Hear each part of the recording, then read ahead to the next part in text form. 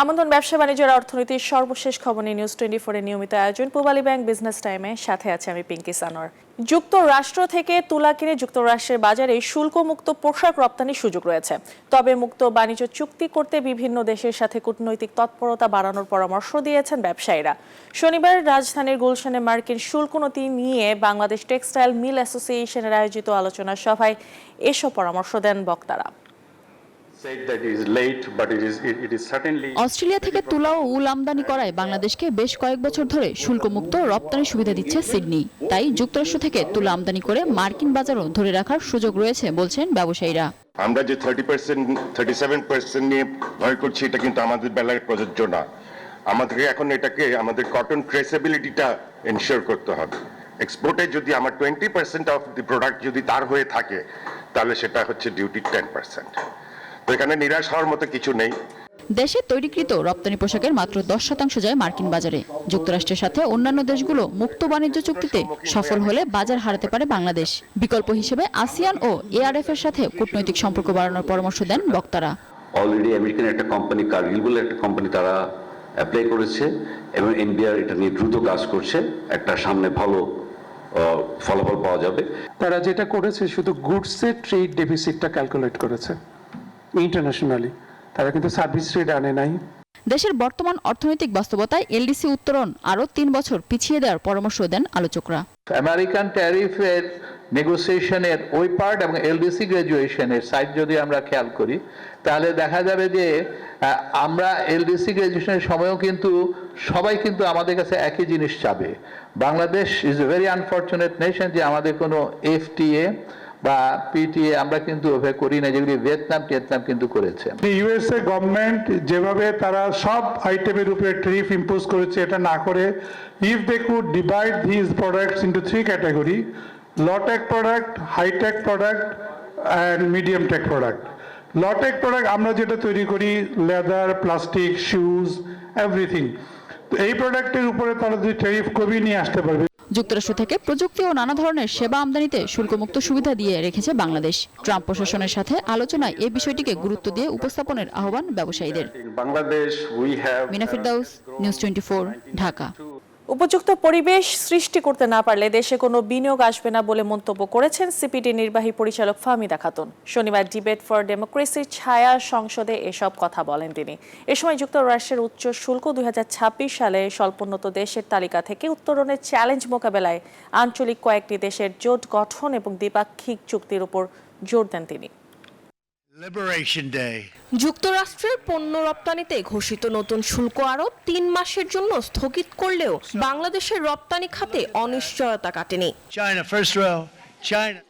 এই বাস্তবতায় শনিবার এফডিসিতে যুক্তরাষ্ট্রের উচ্চ শুল্ক হারের চ্যালেঞ্জ মোকাবেলা নিয়ে ছায়া সংসদের আয়োজন করে ডিবেট ফর ডেমোক্রেসি। এই যে একটা ধাক্কা খেলাম মার্কিন যুক্তরাষ্ট্রের উচ্চ শুল্ক আরোপের মাধ্যমে, এটা আমাদের জন্য একটা ওয়েক আপ কল। ছায়া সংসদে প্রধান অতিথির বক্তব্যে সিপিডির নির্বাহী পরিচালক ডক্টর ফাহমিদা খাতুন বলেন, পরিবেশ সৃষ্টি করতে না পারলে দেশে কোনো বিনিয়োগ আসবে না। প্রাতিষ্ঠানিক সক্ষমতা গুরুত্বপূর্ণ। কর অবকাশ একবার বহাল হলে আমৃত্যু চালানোর সংস্কৃতি বন্ধ করতে হবে। অন্য শিল্পের বিকাশের দিকেও নজর দিতে হবে। বিনিয়োগ কেন হবে, সেটা দেশি বিনিয়োগ হোক বা বিদেশি বিনিয়োগ, এবং বিনিয়োগের পরিস্থিতি যদি না থাকে তাহলে বিনিয়োগকারীরা কেন তাদের অর্থ এখানে বিনিয়োগ করবেন, সেটা খুবই গুরুত্বপূর্ণ। সেই জন্য অবশ্যই অন্যায়ের বিরুদ্ধে দেশের ভিতরে বাইরের পৃথিবীতে যদি কোনো অন্যায় হয়, সেগুলোর বিরুদ্ধে প্রতিবাদ করা একটা মানুষের মৌলিক অধিকার। কিন্তু সেইটাকে আমি কোন সময়ে কিভাবে ম্যানেজ করব, সেটা হচ্ছে রাষ্ট্রের একটা দায়িত্ব থাকে। বাণিজ্য বিষয়ক প্রস্তুতি এবং সংস্কার করার তাগিদ দিয়ে তিনি আরো বলেন, 90 দিনের জন্য স্থগিত হওয়া শুল্ক পরে কি হবে এটি বলা কঠিন। 3 মাসের সময়ের মধ্যে সরকারকে প্রস্তুতি নিতে হবে, আলোচনা করতে হবে, উৎপাদনশীলতা, দক্ষতা ও পণ্যের বহুমুখীকরণে গুরুত্ব দিতে হবে। মরিয়ম আজিজ মৌরিন, নিউজ 24, ঢাকা। নিজেদের পরিবারের জন্য সুনামগঞ্জের কৃষক এখনো রাতা, টেপি, খোয়া, বোর এবং বিরুন ধানের চাল আবাদ করে থাকেন। মুখরোচক এইসব চাল পেতে ধান থেকে মাত্র 7-8 মণ ফলন হয়, অথচ হাইব্রিড উচ্চ ফলনশীল ধান চাষাবাদ করলে কেয়ারে ফলন হয় 20 থেকে 25 মণ। ফলে বেশি ফলনের আশায় কমে গেছে স্থানীয় জাতের ধানের এই ফলন। সুনামগঞ্জ প্রতিনিধি মোহাম্মদ বুরহান উদ্দিনের পাঠানো তথ্যচিত্র ডেস্ক রিপোর্ট। হাওরে এখন খুবই সামান্য পরিমাণে চাষাবাদ হয় রাতা, টেপি, খইয়া বা বিরুন ধান। কারণ হিসেবে চাষিরা জানান, হাইব্রিড ও উচ্চ ফলনশীল ধান চাষাবাদ করলে কেয়ারে ফলন হয় 20 থেকে 25 মণ। কিন্তু মুখরোচক এসব ধান কেয়ারে মাত্র 7 থেকে 8 মণ ফলন হয়। তবে এখনো কিছু কৃষক নিজের পরিবারের সদস্যদের খাবারের জন্য এসব ধান চাষাবাদ করেন, যা কাটা শুরু হয়েছে বৃহস্পতিবার থেকে। কেউ শ্রমিক লাগিয়ে, কেউ হারভেস্টার মেশিনের মাধ্যমে জমিতে ধান কাটা শুরু করেছেন। আমি 4 বছর যাবৎ এই ধানটা করি। 2 কেজি জমি কাটাইছি, আরো অনেক মানুষ কাটতেছে। আর এই ধানটা মোটামুটি সবার আগেই পাকে, 28-এরও আগে কাটে।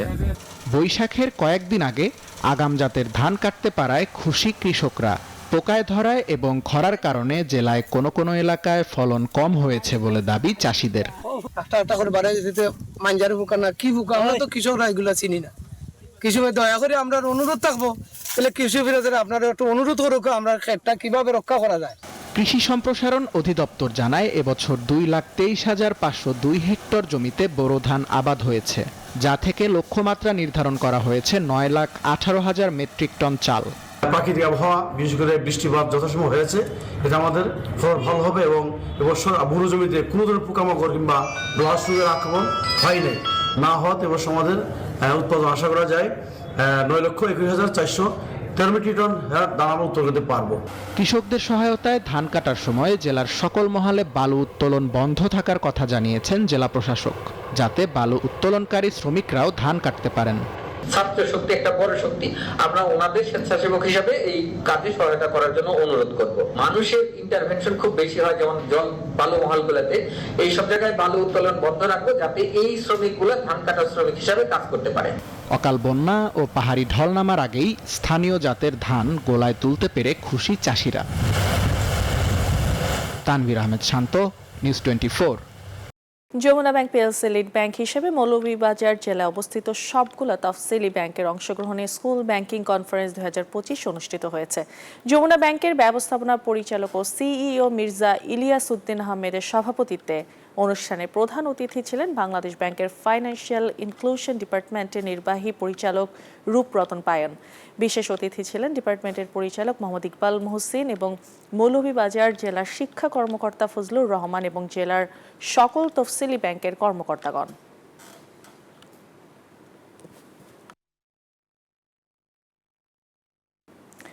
পূবালী ব্যাংক পিএলসি বিজনেস টাইমের সময় একটি বিরতির, ফিরছে আরো খবর নিয়ে, সাথে থাকুন। বিরতির পর আবারও স্বাগত জানাচ্ছি পূবালী ব্যাংক বিজনেস টাইমে।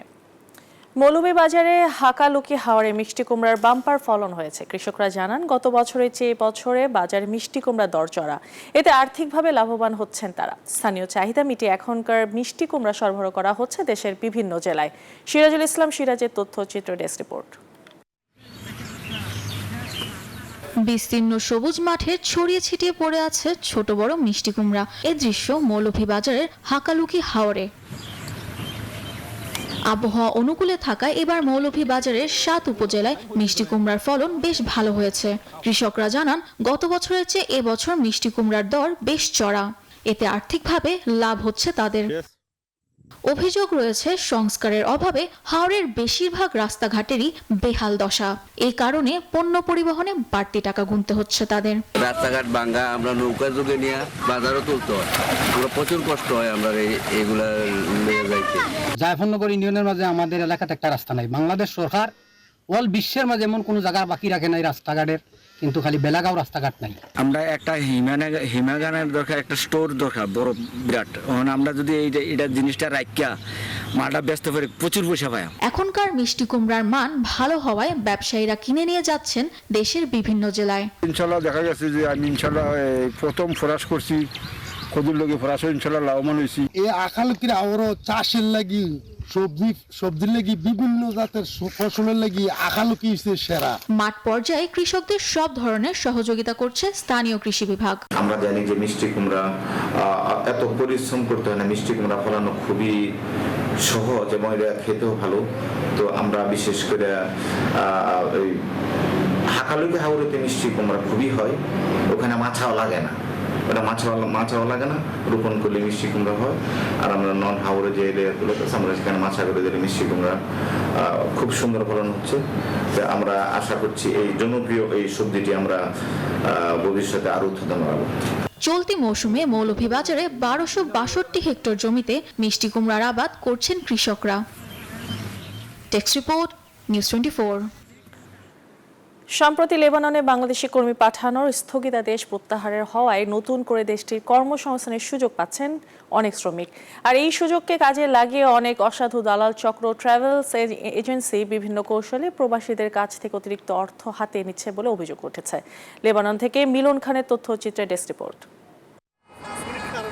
বারবার থমকে যাওয়া লেবাননের শ্রমবাজারকে টেনে তুলতে প্রাণপণ চেষ্টা চালিয়ে যাচ্ছেন লেবাননে অবস্থানরত প্রবাসী বাংলাদেশিরা। করোনা মহামারী, ডলার সংকট এবং সর্বশেষ যুদ্ধ পরিস্থিতি দেশটিতে বাংলাদেশিদের জন্য শ্রমবাজার বারবার হোঁচট খেয়েছে।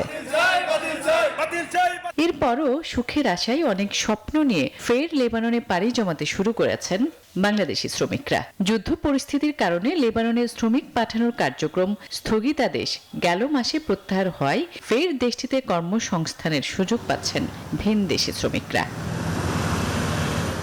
তবে এই সুযোগ কাজে লাগিয়ে অনেক অসাধু দালাল চক্র এবং ট্রাভেল এজেন্সি বিভিন্ন কৌশলে প্রবাসীদের কাছ থেকে অতিরিক্ত অর্থ হাতিয়ে নিচ্ছে বলে অভিযোগ উঠেছে।